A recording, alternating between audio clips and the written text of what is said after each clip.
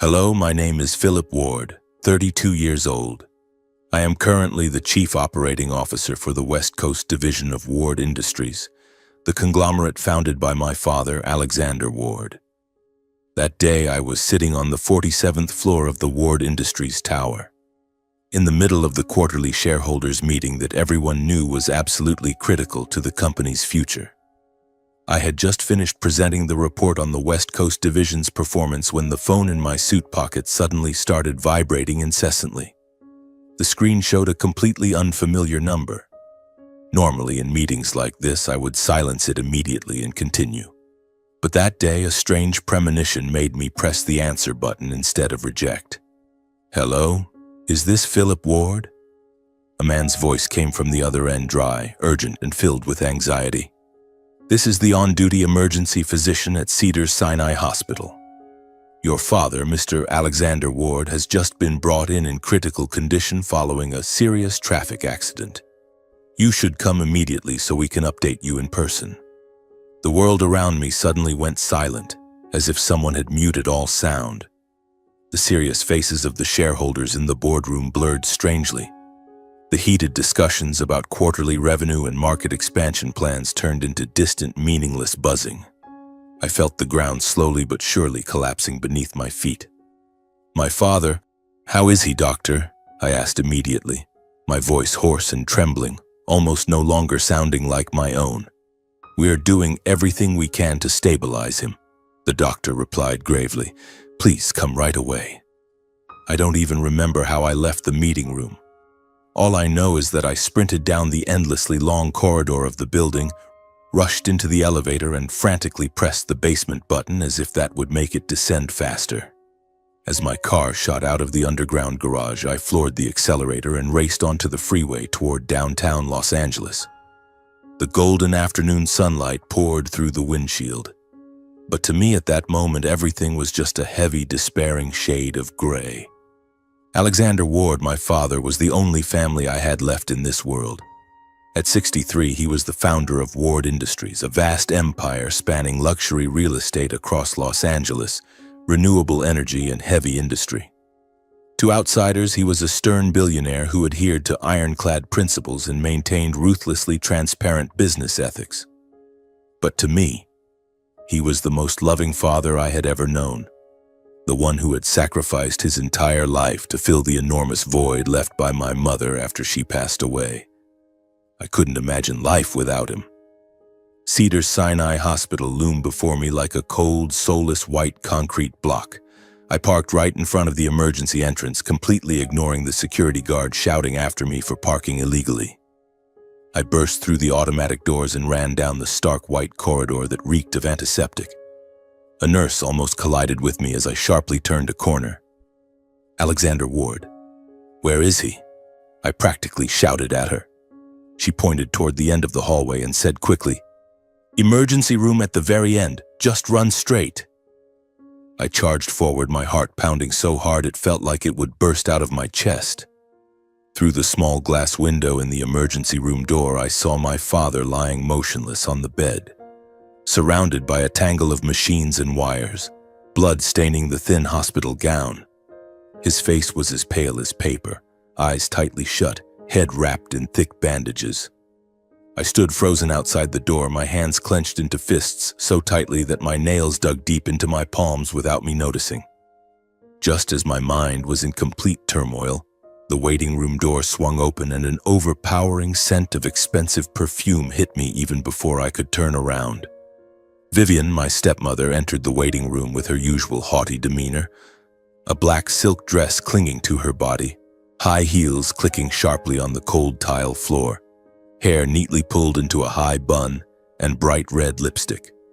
At 47, she was sharp, fiercely ambitious, and always needed to control everything around her.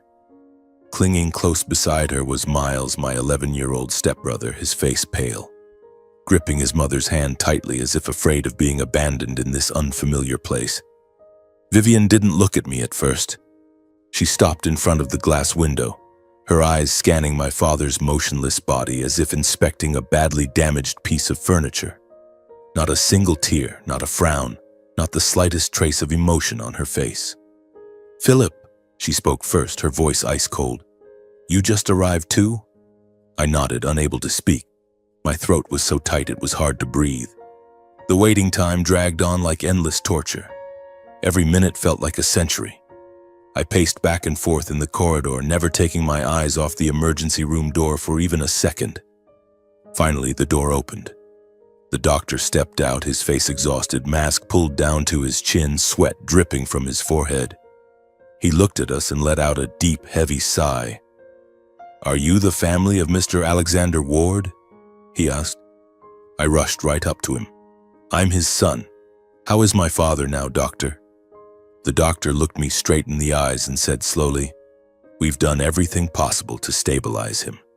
His life has been temporarily preserved, but the situation remains extremely critical. He has fallen into a deep coma. His eyes are open and staring but show no response whatsoever. His whole body is rigid and there are no signs of consciousness. Based on what we're seeing right now, we believe he has entered a persistent vegetative state." Persistent vegetative state. Those 4 words hit me like a sledgehammer. I staggered, barely catching myself against the wall, my mind spinning, everything around me going blurry.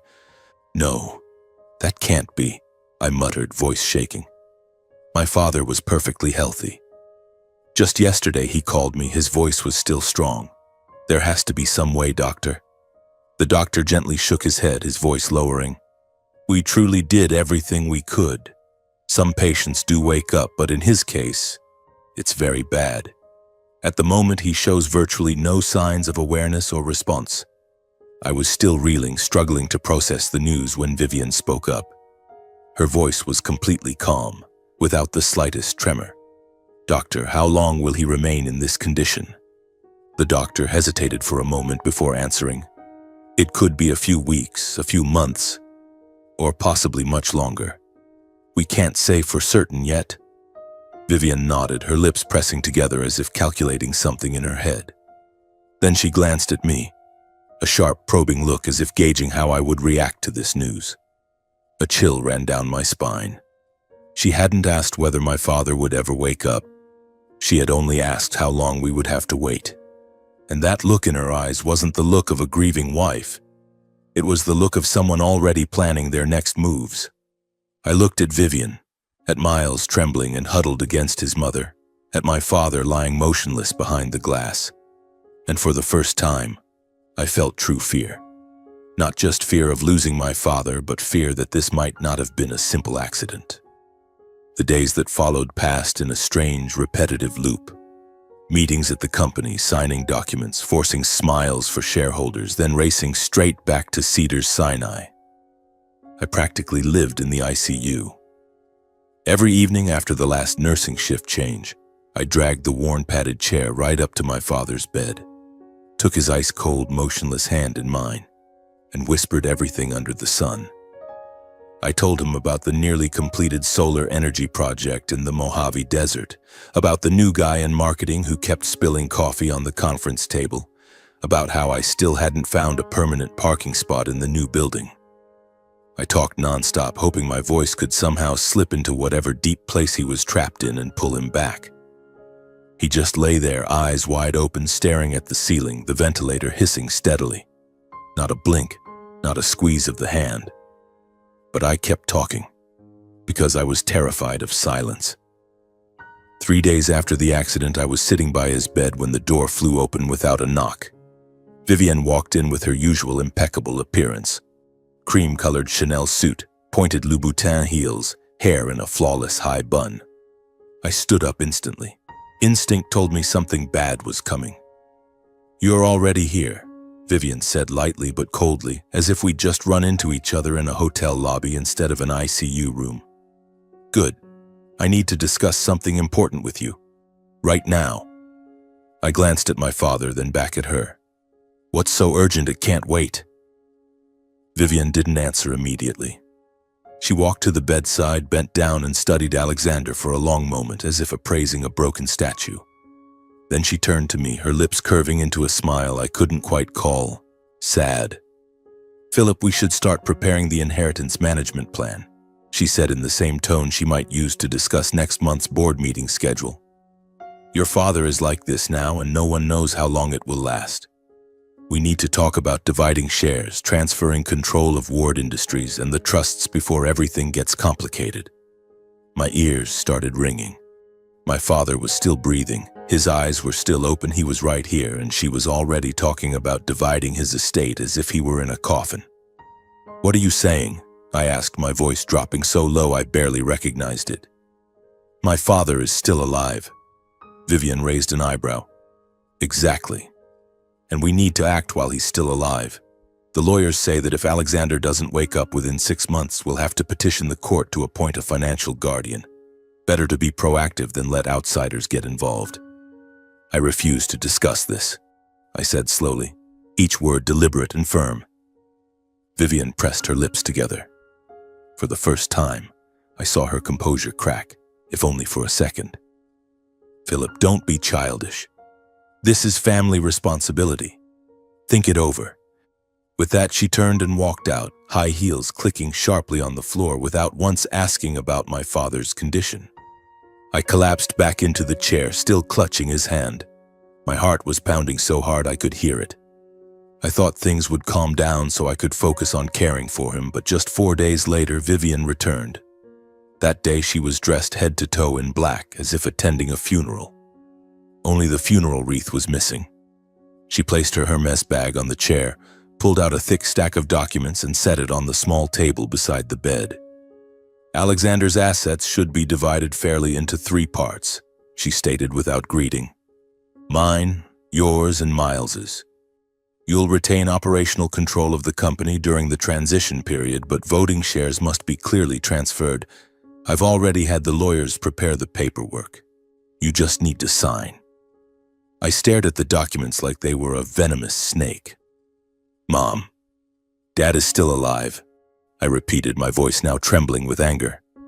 Vivian sighed, as if I were a child refusing to understand. She sat down opposite me and crossed her legs. "Philip, look at your father.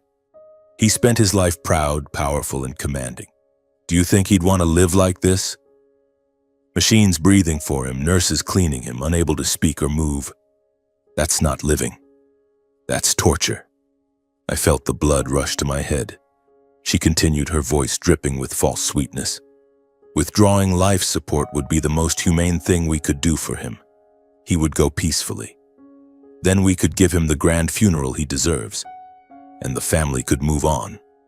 I shot to my feet. The chair crashed backward. "Get out of here right now," I roared, losing control in front of her for the first time in my life. "Never set foot in this room again if you ever mention pulling the plug again. My father is alive. He can hear everything. Do you hear me?" Vivian didn't flinch. She just looked at me, then gave a faint, disdainful, utterly arrogant little smile.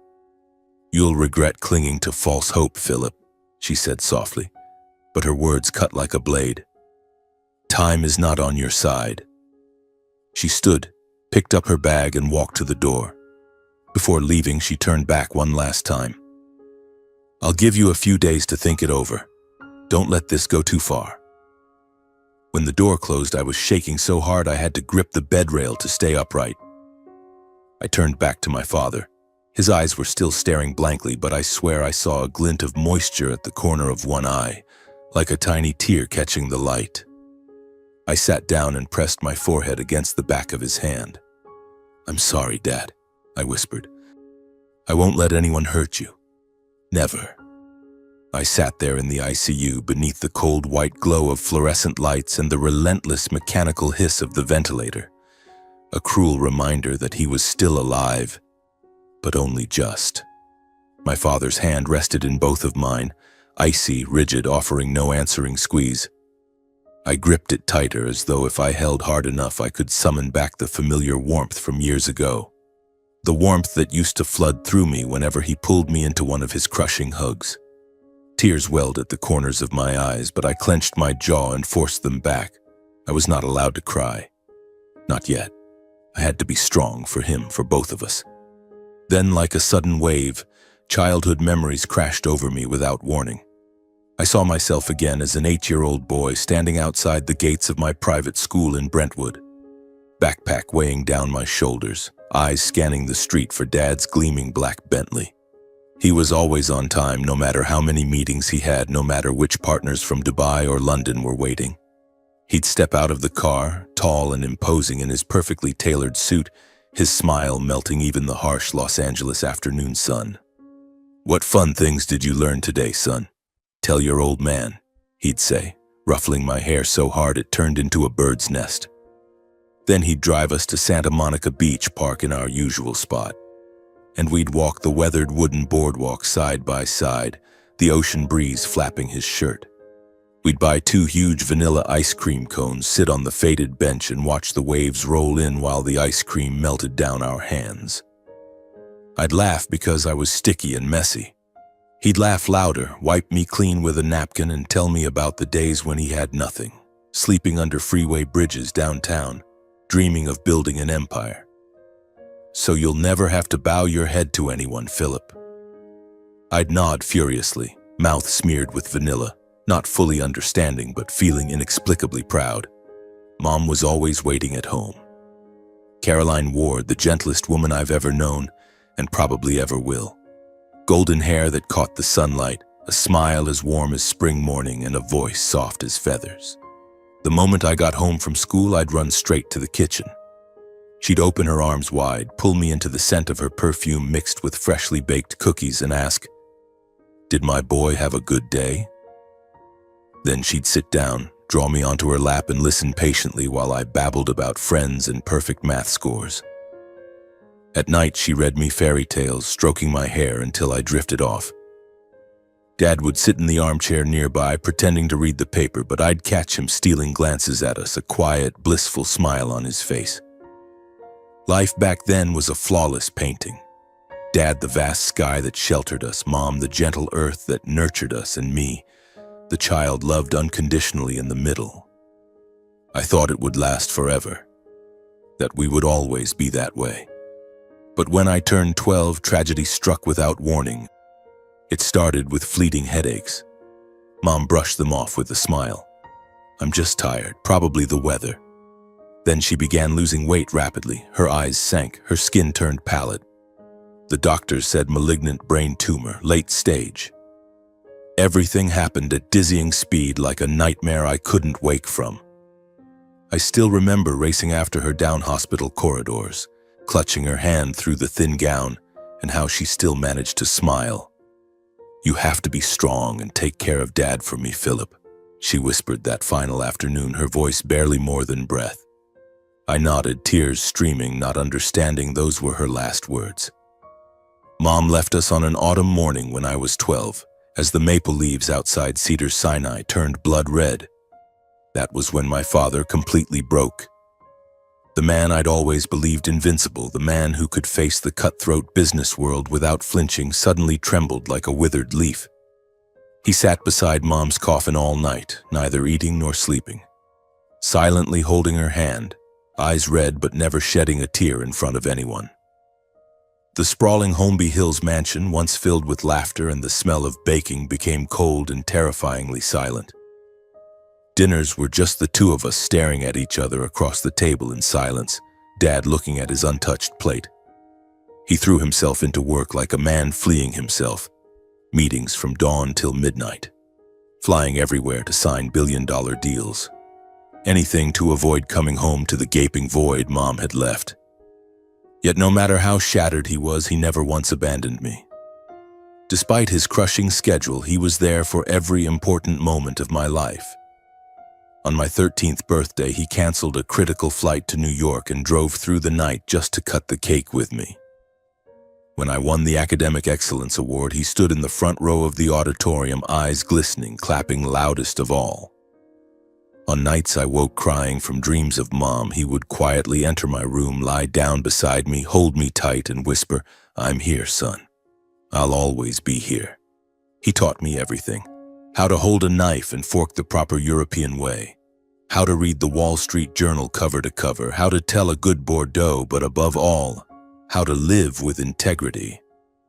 Money can vanish in an instant. Power can be taken at any moment, but character and honor, no one can ever take those from you, Philip, he'd say. his voice deep and warm like the night ocean. For all those years when I needed a mother most, he was both father and mother to me. He was my only anchor in the storm. Then one day, when I was 24 and had just graduated with honors from Stanford, Dad called me home for dinner. His voice hesitated over the phone. "I want you to meet someone important." I arrived to find Vivian seated at the walnut dining table, smiling perfectly, 3-year-old Miles hiding behind her. Dad introduced them, and for the first time in years, I saw a spark in his eyes. I gave them my blessing sincerely.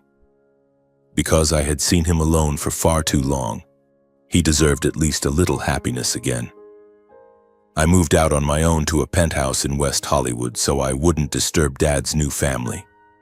In truth, it was to escape Vivian's cold glances, though she never said it outright. I still visited often, still worked side by side with Dad at Ward Industries, still his trusted right hand in every major deal. We kept our bond strong, just the two of us, as if Vivian and Miles were merely faint shadows in the background. But now, watching Dad lie motionless on the hospital bed, body rigid as stone, eyes staring blankly into nothingness, I finally understood a painful truth. He had only me left, and I had only him. The tears I had been holding back finally spilled over. I bowed my head, pressed my face against the back of his weathered, papery hand, letting hot tears soak into his skin. I wept silently, shoulders shaking in the dim hospital room, every beautiful memory now a sharp blade cutting into my heart. I remembered our last hug before the accident, remembered his quiet chuckle over the phone. "Come home for dinner tonight, son. I have something important to tell you, just the two of us." I remembered everything, and I was terrified that if he left now, I would have nothing left to hold on to. "Dad, what do I do now?" I whispered, voice breaking in my parched throat. "Please don't leave me. I'm not as strong as you think. I'm still that little boy who needs you to hold him every night." There was no response, only the steady hiss of the ventilator and the monotonous beep of the heart monitor. Yet in that moment of deepest despair, a strange strength surged from the depths of my chest. The tears didn't weaken me. They washed away the fear, leaving behind a burning resolve nothing could extinguish. I wiped my face with my sleeve, sat up straight, and gripped his hand even tighter, as if pouring my own life into him. I would not let him go. No matter what Vivian was plotting, no matter what tricks she pulled, I would protect him at any cost. I would keep him alive, even if only by these cold machines. I would fight the battles he could not fight right now. I would stand against anyone trying to push him into darkness. Because he had sacrificed his whole life for me. Now it was my turn to repay him. I leaned down and kissed his forehead, a long kiss soaked with tears, then whispered into his ear, "I'm bringing you home, Dad. I swear on my honor. Just rest now. When you wake up, everything will be all right." Outside the window, Los Angeles began to glitter with night lights. But I knew I wouldn't sleep tonight. I would stay awake, holding his hand, waiting for dawn. Because as long as dawn still brought my father, I still had the entire world. The following days passed in a relentless chain of tension. I had barely begun to process my fear for my father's condition when the arguments over his will, his assets, and the future of the family flared up like a wildfire. Vivian sent lawyers, handwritten letters, even long text messages dripping with feigned concern. I didn't reply to a single one. I simply stayed at the hospital, growing thinner by the day, dark circles under my eyes, but never leaving his side for a moment. Then one Friday afternoon, as slanted golden-orange sunlight filtered through the ICU blinds, Vivian walked in accompanied by Dr. Harlan, the head of neurology, an older man I had always respected for his caution. "Dr. Harlan," Vivian said in a saccharine voice that made my skin crawl, "I'd like us to reconsider together the option of letting Mr. Alexander go peacefully. The family has suffered long enough, and I truly believe prolonging this is only causing him more pain." Dr. Harlan adjusted his glasses and gave me a look full of sympathy before answering. "Mrs. Ward, we strictly follow medical ethics protocols." Withdrawing life support and terminating care can only be done with the unanimous consent of the entire family and approval from the hospital ethics board. At present, Mr. Alexander remains stable. I shot up from my chair, blood rushing to my head so fast my ears rang. "There will be no withdrawal of life support," I nearly shouted, voice hoarse and shaking. "My father is alive. He hasn't said goodbye to me. He hasn't let go. You have no right to decide for him." Vivian whipped around to face me. For the first time, I saw her truly lose composure. Her eyes blazed, her voice sharp as a blade. "I am Alexander's legal wife. I have medical power of attorney that he signed 8 years ago, and you're just a son letting emotion cloud his judgment. You'd better watch yourself, Philip, unless you want all of Los Angeles to know you're torturing your own father because you refuse to let him go." Every word stabbed straight into my heart. I took one step forward, planted myself in front of the bed, arms spread wide as if shielding him from the entire world. "You want reputation. You want money. You want everything. Fine. Take it. But you will not take my father's life. Any decision regarding his survival goes through me. And my answer is no. Never." The air in the room grew so thick it could have been sliced with a knife. Dr. Harlan took a step back, clearly wanting no part of this family war. Vivian stared at me, pure hatred flashing in her eyes, then spun on her heel, high heels clacking furiously as she stormed out, hurling one final sentence over her shoulder. "You will regret this." The door slammed shut. I stood there panting, then turned back to Dad. His eyes were still open, but I swear the corners were glistening more than usual. That night I stayed, as I did every night. The hospital gradually fell silent, leaving only the steady hiss of the ventilator and the rhythmic beeping of the heart monitor. I pulled the chair right up to the bed, took his hand, rested my forehead on it, and whispered all sorts of nonsense so he wouldn't feel alone. "Dad, I fought with her again today. I'm sorry I raised my voice, but I can't let her hurt you. You have to wake up, Dad. You have to come home with me." I talked until my throat was raw, then fell silent. And then a miracle happened. I looked up and saw a tear welling in the corner of his left eye. A single crystal clear tear slowly rolled from his lashes, slid down his temple, and soaked into the white pillow. A real tear. I froze. I leaned closer, my heart pounding so hard it felt like it would burst. "Dad, can you hear me?" No other movement, but that tear was enough to ignite hope. I bent close to his ear, voice trembling. "Dad, if you can hear me, just blink twice. Just twice, okay?" I waited slowly, agonizingly slowly, but unmistakably. He blinked. Once, then twice. I nearly collapsed to the floor. Joy surged through me so violently that I started crying, but this time from pure happiness. I clutched his hand, kissed his thin fingers over and over, whispering nonstop, "I knew it. I knew you were still here. Don't be afraid, Dad. I'm taking you home." I hit the call button immediately. Dr. Harlan and 2 other neurologists rushed in, performing a battery of tests. Light stimulation, pain response, emergency MRI, EEG. 2 hours later, Dr. Harlan pulled me into the hallway, his voice shaking with astonishment. "Philip, your father is not in a vegetative state," he said slowly. "He has locked-in syndrome. That means he is completely conscious. He can hear everything, understand everything around him, but he cannot move or speak. His brain is functioning normally. Only his body refuses to respond. He is fully here, fully aware." I stood frozen in the corridor, tears streaming again, not from grief this time, but from a happiness so intense it hurt.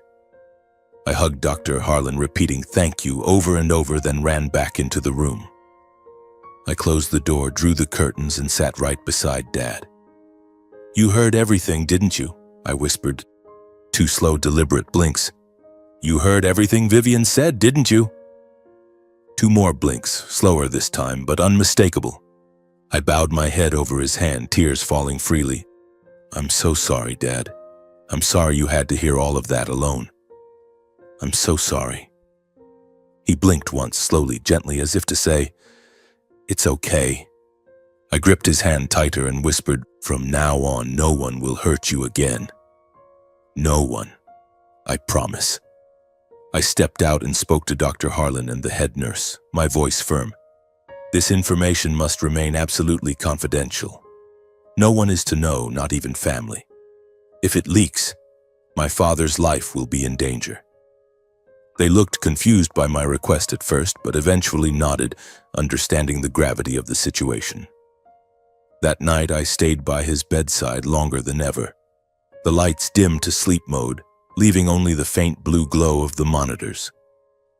I held his hand tightly and quietly recounted everything that had happened since the accident. Every single detail, so he would know he had never been alone. After the night Dr. Harlan confirmed locked-in syndrome, I never saw the world the same way again. It was no longer just a suspicion. Vivian didn't merely want to speed up the inheritance process. She needed my father dead, quickly, quietly, before he ever regained the ability to communicate with the outside world. Because if he fully recovered and could speak about what he had heard and understood, her entire scheme would collapse into ruins. I didn't wait another second. I acted immediately. The next morning, I left the hospital for exactly 30 minutes, the longest I had dared to leave him alone since the day he was admitted. I drove to a security equipment store in Glendale and bought 2 wireless 4K mini cameras with night vision infrared, 7-day backup batteries, and end-to-end encrypted cloud connectivity. I paid in cash, no credit card, no receipt, no trace. On the way back, I stopped at a small electronics shop and picked up 2 extra memory cards and a high-capacity portable hard drive. When I returned, I told the head nurse I wanted to replace the old curtains because they were stained and looked unclean. I did everything myself. No one suspected a thing. I hid the first camera in the folds of the curtain directly above the head of the bed, lens pointed straight down at my father's face. The second I discreetly attached beneath the metal bed frame, angled upward to cover the entire room. I checked every blind spot and adjusted repeatedly until both cameras had perfect, unobstructed coverage. When it was done, I sat beside the bed, took his hand tightly, and whispered into his ear, "No one will ever touch you again, Dad. I promise." He blinked twice, slowly but clearly, as if answering me. From that moment on, my phone ran the surveillance app 24/7. I set emergency vibration alerts for any movement in the room outside official visiting hours. Then on the 5th night after installing the cameras, everything shattered. It was a Tuesday, 2:17 a.m. My phone vibrated frantically inside the borrowed white doctor's coat I was wearing as a disguise. I opened the screen instantly and my heart stopped. Vivian and Uncle Kai were in my father's room. Uncle Kai Ward, the man my father loved more than a blood brother, the man he had trusted completely for decades, the man he had placed in charge of Ward Industries' entire financial division for 25 years, was standing there in a long black coat and a low-pulled baseball cap, scanning the room like a professional thief. Vivian walked ahead, not even bothering to lower her voice. She sat in the chair I occupied every day, crossed her legs, and looked at my motionless father with undisguised contempt. "I can't believe he's still not dead," she said, her voice so cold it froze my spine even through the phone screen. "He's just lying there like a breathing corpse, wasting everyone's time." I thought everything had been cleanly finished that night on the Malibu highway. Kai stood beside the bed, hands in his pockets, voice calm and businesslike. "Alexander found out our secret, Vivian. Before the accident, he called me into his private office and asked point blank about the transfers to the Caymans. He had even hired private investigators to follow you. That crash was supposed to end it once and for all. Brakes cut, airbags disabled, everything was prepared perfectly. But he survived, and now Philip is guarding him too closely." Vivian gave a sharp, scornful laugh that cut like a razor. "He thinks he's protecting his father. How pathetic. What if he knew his father already knows everything?" Kai leaned closer to my father's face. I could clearly see the rage on his. "This time we have to be certain. Philip is too vigilant. He won't allow the ventilator to be removed, won't allow a transfer, won't let anyone near." We need something cleaner. 1 dose of potassium chloride into the IV line will do it. No trace, no pain, just a sudden cardiac arrest in the night. The hospital will record it as a natural complication. No one will suspect a thing. I was sitting in the on-call room 3 corridors away, hands shaking so hard I nearly dropped the phone. The screen blurred with tears, not tears of sorrow, but tears of pure, molten rage. The accident hadn't been an accident. It was attempted murder. And the mastermind was Uncle Kai, the man my father had treated like his own brother, the man he had once said to my face, "If anything ever happens to me, trust Kai the way you trust me." And Vivian, the wife to whom my father had given his heart a second time, was sitting there casually discussing killing her husband like it was a weekend spa appointment. I immediately activated emergency recording, saved the video to 3 separate encrypted cloud storages, emailed a copy to a secret account, and backed it up again on the portable drive in my pocket. Every move was pure reflex. Only one thought remained in my mind: protect Dad. As painful and shocking as it was, I still didn't know what secret Kai was talking about. But I would find out, even if I had to tear hell apart to do it. When Vivienne and Kai finally left, she even bent down and air-kissed my father's forehead in a final act of mockery. I was holding my breath from sheer tension. I raced back to the room, called the doctors, and had every IV line, every machine, every hanging drop inspected. Nothing had been touched. This time it had only been reconnaissance. But what about next time? I sat down beside the bed, gripped his hand so tightly I was afraid I'd hurt him, and whispered into his ear, "I heard everything, Dad. I know everything now. I won't let them hurt you again. I swear on Mom's grave I will protect you at any cost." He blinked, not twice this time, but 5 times, 6 times, as if he were crying without being able to shed tears. I pressed his hand to my cheek and let my own tears fall onto his thin, frail skin.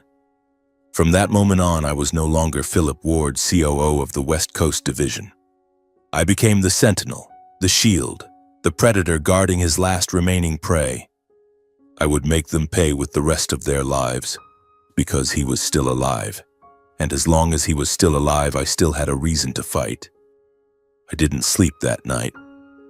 The footage from the hidden cameras kept replaying in my head like a horror film with no pause button. I sat beside Dad's bed until dawn broke, holding his hand tightly, whispering over and over that everything would be all right, even though I still had no idea how. But one thing I knew for certain: I couldn't just sit and wait for them to strike again. I had to move first. The next morning I called Marcus Hale, the private investigator my father had used a few times to vet business partners. He was discreet, reliable, and a former FBI agent. We met in a tiny coffee shop in Pasadena, not his office, no trail. I handed him the full recording from the cameras, no long explanations, just one sentence. "I need everything on Kai Ward and Vivian Ward. Everything, from 15 years ago to this very second." Marcus looked at me for a long time, then nodded. 3 days, he said. "First report in 3 days." Those 3 days felt like 3 years. I stayed at the hospital, checking every IV line, every vial of medicine, whispering to Dad every night. He answered with slow blinks, sometimes 3 in a row, our agreed signal for "you're doing the right thing." But every time I closed my eyes, I saw Kai leaning over Dad's face, voice ice cold. "1 dose of potassium chloride will be enough." On the 3rd day, Marcus called. We met in the underground parking garage of an abandoned mall. He handed me a thick envelope. I opened it right there in the driver's seat. The first report was only 3 pages, but it turned my blood to ice. Dad's Bentley had been tampered with in an extraordinarily sophisticated way. Brake lines partially severed with a laser so they would fail gradually while driving. Airbags disabled by a tiny chip inserted into the central system.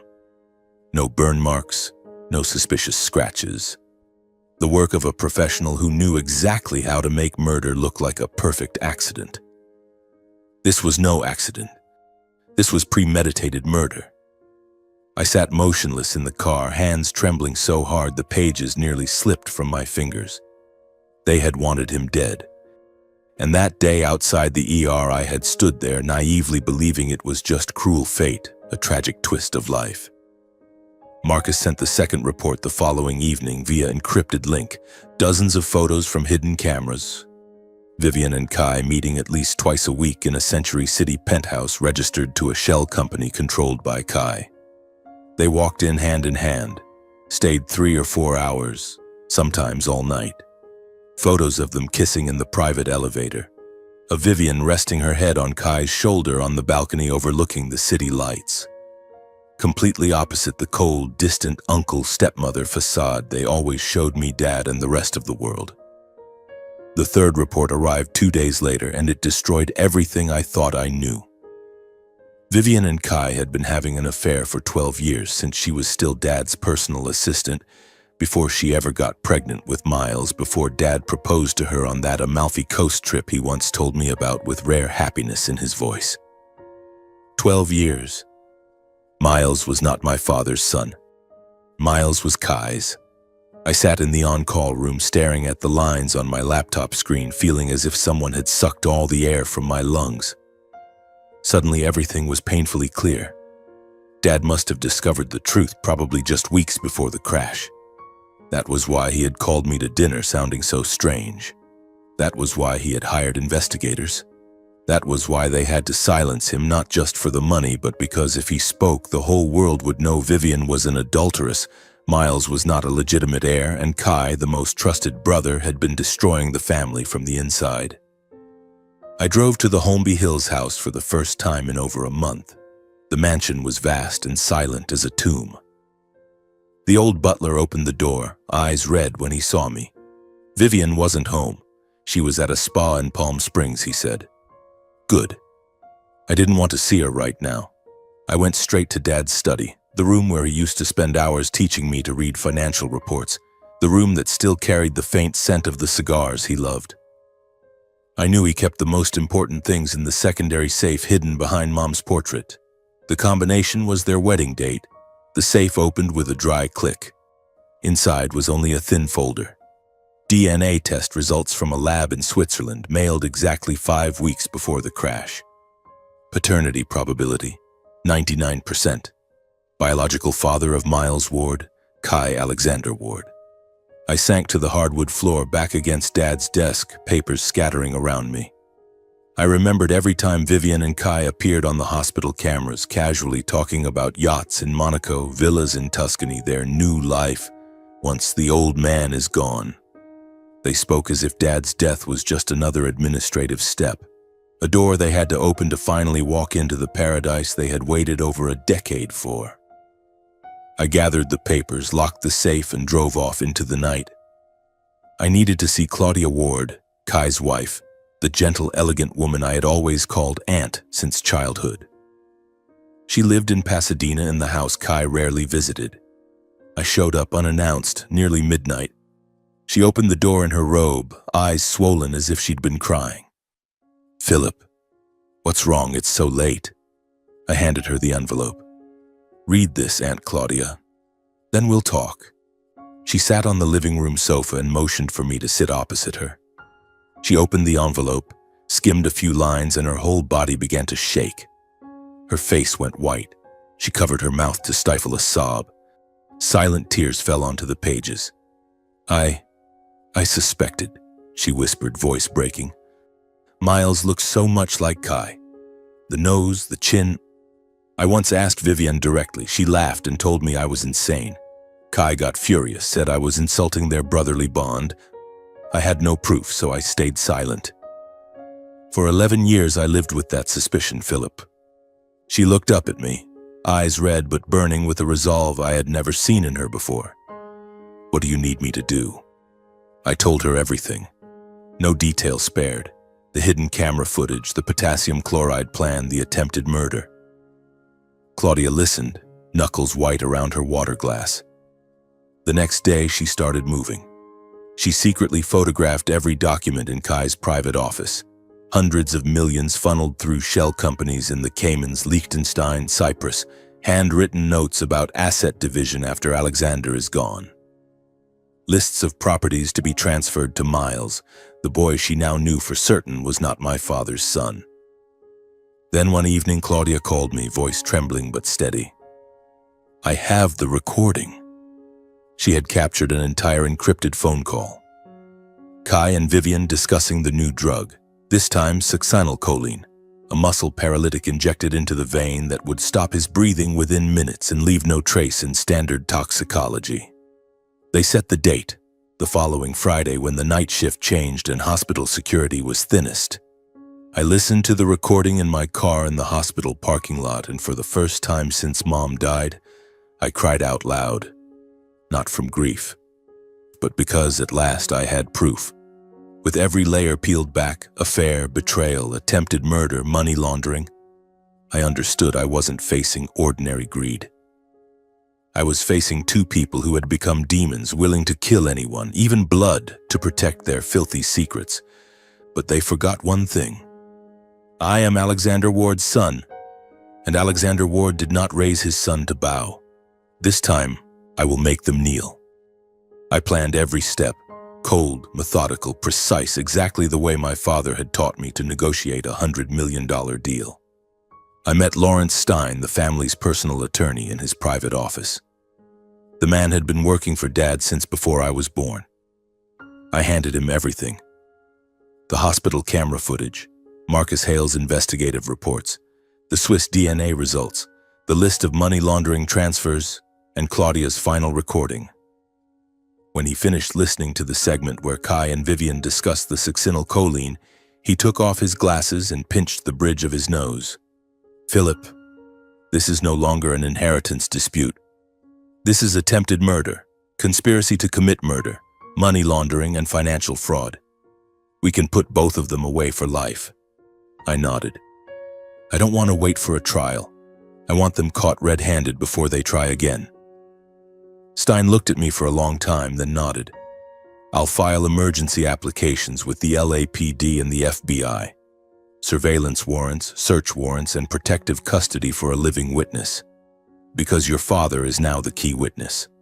While we waited for the warrants, Vivian moved first. She immediately called in every political favor she had built up at lavish fundraising galas. The result was terrifyingly fast. The next morning, the chief of medicine called me into his office, his face full of regret. Mrs. Vivian Ward has filed a petition to restrict your visitation rights.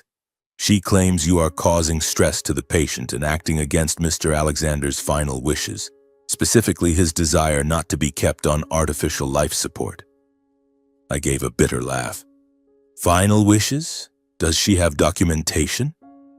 She has a document signed by Mr. Alexander 8 years ago, and affidavits from 2 independent physicians confirming irreversible vegetative state. I stood up. Forward everything to my attorney. We'll see you in court. But Vivian didn't stop there. That same afternoon, the tabloids exploded. Billionaire Alexander Ward's unfilial son refuses to let father die to monopolize fortune. Philip Ward. Cruel heir or greedy monster? Photos of me secretly taken outside the hospital, eyes ringed with exhaustion, shirt wrinkled, looking like a drug addict. Social media overflowed with comments. Unfilial bastard. Pull the plug and let the man rest. He just wants the money. My phone wouldn't stop buzzing. Old friends texting concern, partners canceling meetings, strangers calling just to curse me out. I turned the phone off, sat by Dad's bed, and dropped my head. I'm so tired, Dad. They're calling me unfilial. They don't know anything. He blinked 3 times in rapid succession, our signal for I love you. Then 2 more slow blinks.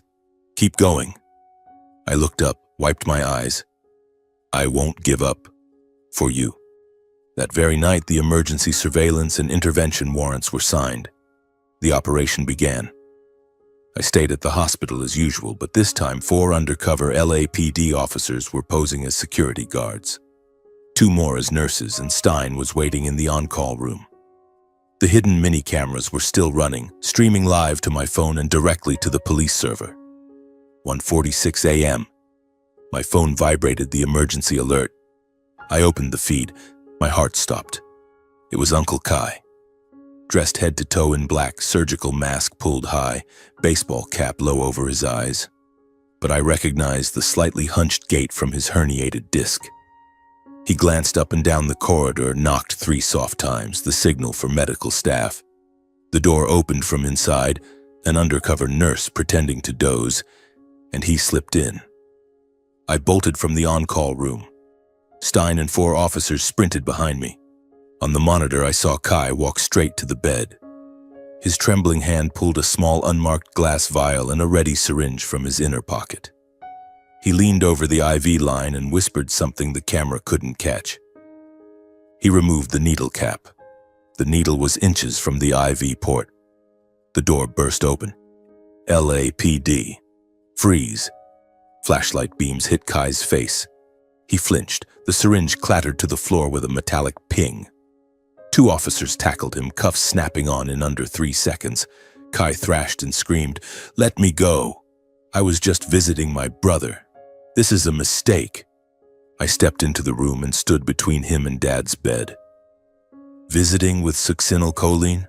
I said, my voice so cold I barely recognized it. "Enough to kill an elephant in 3 minutes?" Kai stared at me, eyes bulging, stammering, You're lying. I don't know what you're talking about." An officer picked up the vial and sealed it in an evidence bag. Another turned on the lights and began filming the entire scene.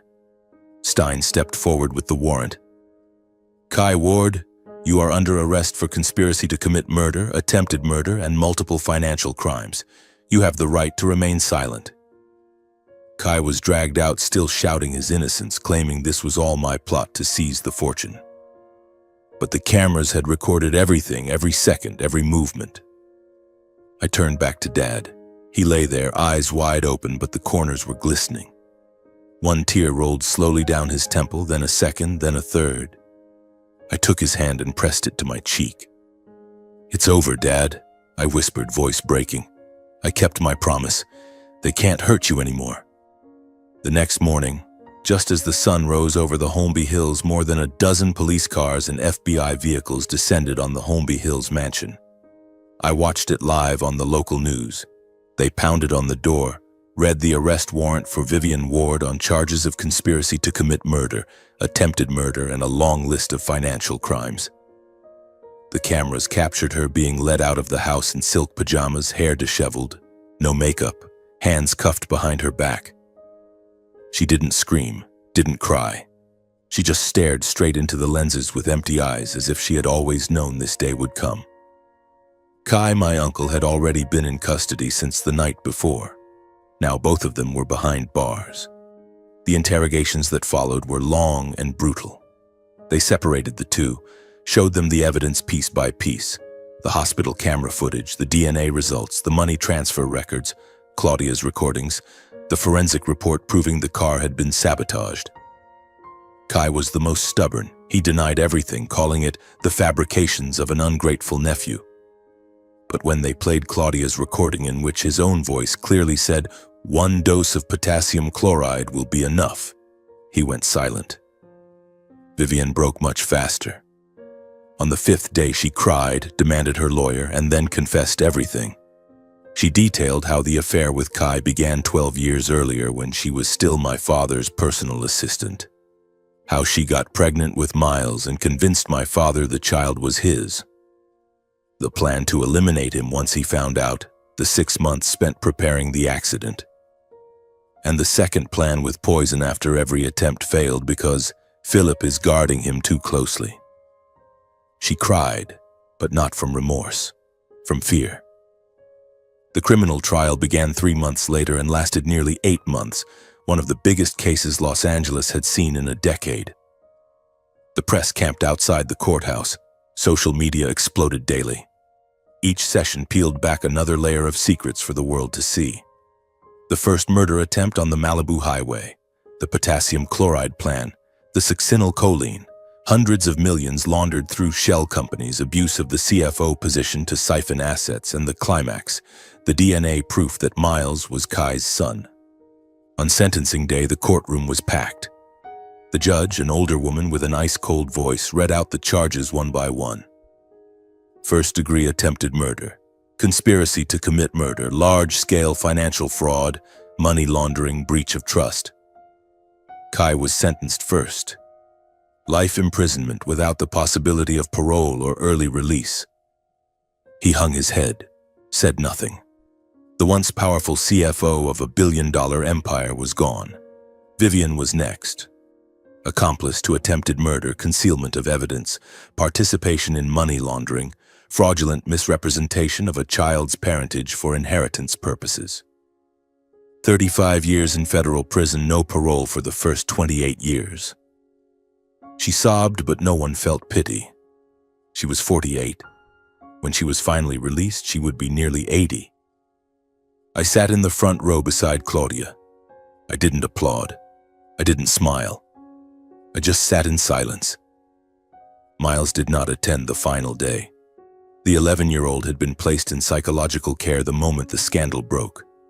Claudia took temporary custody, and the boy completely collapsed when he learned the truth. A child who once believed he was a billionaire's son now knew he was the product of a filthy affair. He never cried in front of anyone, but every night he cried alone, Claudia told me. I left the courthouse without speaking to reporters, without a statement. I just wanted to get back to Dad. A month later, I received a letter from Chowchilla Federal Prison. "Philip, Mom wants to see you. Just one last time." I went. Vivian was brought into the visiting room. She had become skeletal, hair cropped short, orange prison jumpsuit, no makeup, dark circles under her eyes. She sat down opposite me, separated by thick glass, picked up the phone with shaking hands, and spoke in a hoarse voice. "Philip, I know I was wrong. I'm sorry." I said nothing. I just looked at her. She lowered her head, tears falling onto the counter. "I know you won't forgive me. I don't expect forgiveness. I only ask one thing. Don't take revenge on Miles. The boy is innocent. He didn't choose his mother. He's just a child." I was silent for a very long time. Then I answered, voice flat. "I will never forgive you, maybe never. But Miles has nothing to do with this. He's suffered enough. I won't hurt him. You can rest easy." She broke into sobs, the receiver trembling in her hand. Before the guard took her away, she whispered into the phone, "Tell Alexander I'm sorry. Even if he can't hear me, tell him I'm sorry." I stood up, set the receiver down, turned, and walked out. The November sunlight outside was cold but crystal clear. I stood in the prison parking lot, took a deep breath, and felt as though a boulder that had been crushing my chest for months had finally been lifted. It was over, not with cheers of victory, not with a vengeful smile. Just with emptiness, the emptiness of someone who has walked out of hell and realized he is still alive. I drove straight to the hospital, took Dad's hand, and whispered, "It's finished, Dad. We won." He blinked twice, slowly, and I knew he was smiling, even if his body still wouldn't let him. Sunlight poured through the window and fell across his face. For the first time in months, he looked as handsome and distinguished as he used to. The rotten past was buried behind us. Ahead, there was only the two of us, father and son. Many months after the trial, once Kai and Vivian had been permanently transferred to two federal prisons hundreds of miles apart, I moved my father to the finest rehabilitation center in California, a private facility in Santa Barbara overlooking the ocean, where the air was so clean and quiet you could hear the waves from miles away. I was there almost every day. I managed the company remotely, held board meetings on my laptop in the corridor, and only left when it was absolutely unavoidable. I sat beside him through every physical therapy session, held his hand while the specialists stretched his rigid muscles, and encouraged him to try to move. The first days were genuinely agonizing for him and for me. He would collapse from exhaustion, sometimes lying motionless with his eyes closed, utterly spent. But I never left his side. Then the tiny positive signs began to appear. First, it was a faint twitch of his right thumb, so slight I would have missed it if I hadn't been holding his hand. I shouted like a child and called the doctor in. He started blinking deliberately, not reflexively anymore. Then his right arm moved a few millimeters. Each microscopic improvement brought tears to my eyes. I had to step into the hallway to wipe them away so he wouldn't see. 2 months later, on a radiant spring morning, he sat up for the first time. 2 therapists supported him while I stood directly in front of the bed, arms outstretched, ready to catch him if he fell. He trembled, sweat pouring down his face, but he did it. He sat upright, looked straight at me, and in his eyes I saw a spark I had long stopped daring to hope for. I dropped to my knees in front of the wheelchair, wrapped my arms around him, and cried like I had never cried before. A few weeks later, he stood between parallel bars. Then he walked with a 4-point cane, each step shaky and slow, but growing steadier every day. I walked beside him, supporting his elbow, whispering, "One more step, Dad. That's it. You've got this." The day he made his first sound, the entire center felt like it exploded with joy. It was an afternoon session. He was practicing speech in front of a mirror with the language therapist. He struggled to move his lips, and a hoarse, distorted "Phi" came out, unmistakably my name. I was standing outside the door. When I heard it, I burst in like a madman and threw my arms around him. He tried again. "Philip, son." I sobbed uncontrollably like a little boy, my head buried in his shoulder. He patted my back very weakly, but it was the first pat he had given me in over a year of being imprisoned inside his own body. My father was coming back little by little. After 8 months of relentless work, he was discharged.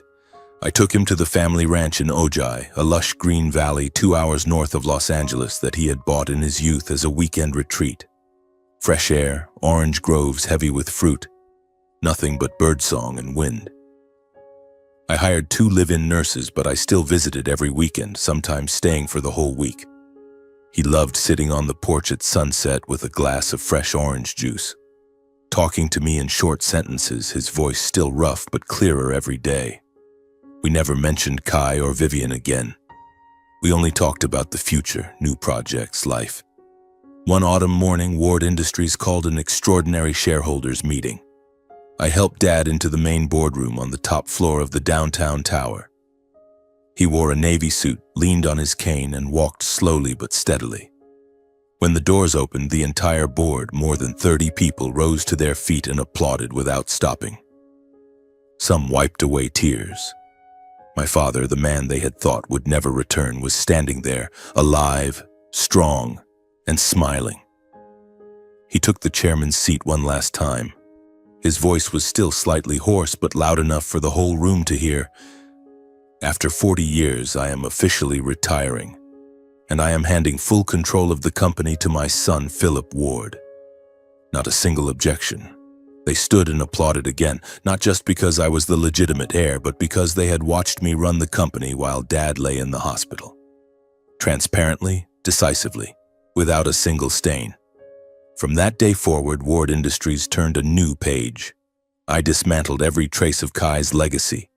The shell companies, the shady investments, the toxic relationships. I brought the company back to the core values my father had built. Integrity, social responsibility, green energy, sustainable real estate. Old employees whispered that the company had its soul back. Claudia became an indispensable ally. She helped me comb through every last figure Kai had left behind, pointing out holes only she knew existed. We worked side by side for months, and from that grew a deep mutual respect, not romance, but the understanding of 2 people who had been betrayed by the same family. Miles was enrolled in intensive psychological counseling. I met him a few times in the therapist's office.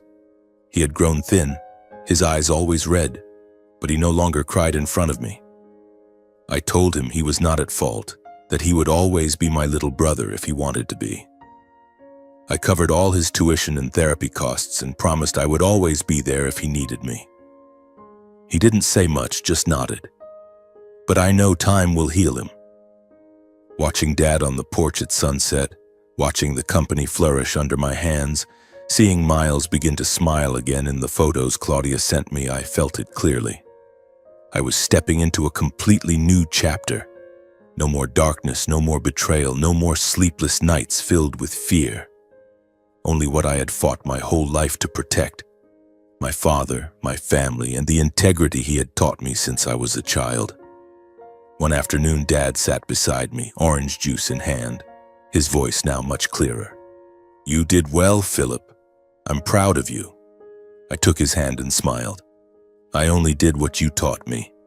He nodded, eyes fixed on the endless orange groves, and I knew no matter what the future held, I had kept the most important thing of all: my father. For the first time in my life, everything felt light. I still ran Ward Industries at full intensity, but now everything carried a different meaning. I was no longer cleaning up wreckage. I was building. Renewable energy projects, affordable housing for low-income families, scholarship funds in my mother's name. All of them were moving forward beautifully. And then I met Ava. She was the legal counsel for a solar energy conglomerate in San Francisco we were partnering with. The first time we met in the boardroom, she walked in wearing a charcoal gray suit, hair in a high ponytail, eyes bright, and a smile just warm enough to melt the icy atmosphere of the room. She was razor-sharp, confident but never arrogant, the kind of person who could read a 200-page contract, spot every loophole in 5 minutes, and then softly laugh, "Don't worry, we can fix this." What started as business slowly turned into something more. Work emails stretched into late-night texts, weekend coffees, then nameless dinners. Ava never pried into my past. She simply listened when I wanted to talk and stayed quiet when I didn't. She brought a kind of peace I had never known. No judgment, no calculation, just presence. I fell in love with her because she made me laugh again. We married 6 months later on an autumn afternoon at the Ojai Ranch with only a few dozen close friends and family. Dad sat in the front row, beaming with the brightest smile I had seen since his recovery. Ava wore a simple white dress, nothing extravagant, and when she said "I do," I knew I had finally found my harbor. A year later, we welcomed our first son, Alexander Caroline Ward, a name that carried both my father and my mother. He was born on a spring morning, crying loudly, gripping my finger with his tiny fist. I cried right there in the delivery room, unable to hide it. Every weekend, I drove Ava and the baby back to the ranch. Dad would be waiting on the porch, cane in hand but eyes shining the moment he heard the car. He held his grandson, arms still weak, and sang the same hoarse lullabies he once sang to me. The baby giggled in his grandfather's arms, and as I watched them, it felt as though every old wound dissolved in that laughter. 5 years passed in the blink of an eye. Dad grew weaker, but peacefully so. He no longer used a cane, only a wheelchair, yet his mind remained sharp. He still read the paper every morning, still asked about the company, still smiled when his grandson ran circles around the orange trees. One late autumn afternoon, the air crisp and the maple leaves blazing red, he called me into his room. He was lying in bed, but his eyes were clear. "Sit here, son." I sat beside him and took his hand as I had so many times before. He pulled a thick envelope from the nightstand and handed it to me. "Everything that's left, the ranch, the charitable trusts, the preferred shares, I'm leaving to you and your son. You've earned it." I started to protest, but he raised a hand to stop me. "Let me finish. I don't have much time left. I only want to tell you one thing. Live kindly, live courageously, and never lose your backbone. Power comes and goes, money does too. But character, only you decide whether to keep it or throw it away." I nodded, tears rolling down my cheeks. "Yes, Dad. I promise I'll live by your words." He smiled and closed his eyes for a moment. "Good. I'm tired now. Let me sleep a little." That night, he slipped away quietly in his sleep. No pain, no machines, no tubes. Just a long sleep from which he never woke. The news spread quickly. Ward Industries flew flags at half-mast. The media reported it with solemn respect. Thousands sent condolences. But for me, it was the deepest loss since Mom died. I sat beside his casket all night, holding his hand one last time, whispering that I had kept my promise. The funeral was simple yet dignified, held at the private cemetery on the Ojai hillside. No brass bands, no press, only the people who truly loved him. Old employees, longtime partners, the poor he had quietly helped sent wreaths of white flowers. Claudia came with Miles, now grown taller, eyes red but standing straight. Ava held my hand. Our son placed a bouquet of white roses on his grandfather's grave. When everyone had left, I stood alone before the headstone. The wind moved through the pines, carrying the scent of dry leaves and earth. I remembered everything. The nights the cameras recorded venomous whispers, the courtroom days soaked in blood and tears. Dad's first tears when he realized he was locked inside his body. The long journey that brought him back from the edge of death. And his final smile as he held his grandson. All those events in the end led to one clear truth. The truth always finds a way to surface no matter how deeply it is buried. Greed only buries those who chase it. I knelt before the stone, placed my hand on the cold marble and said, "Thank you, Dad. Thank you for teaching me how to be a man. Power can be stolen, wealth can be betrayed, but character and integrity, no one can take those away. I will live in a way that honors you, and I will."